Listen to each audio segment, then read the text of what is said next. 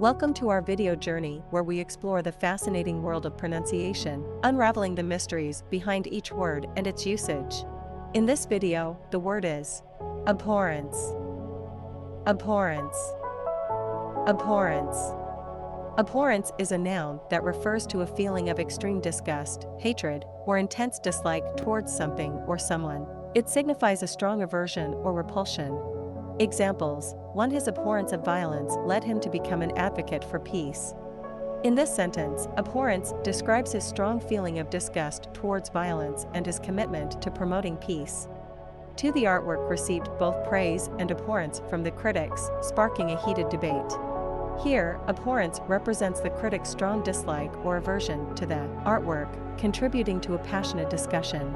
Stay tuned for more linguistic wonders and join us in unlocking the magic of language. Thanks for watching, and until next time, keep speaking, writing, and embracing the beauty of words.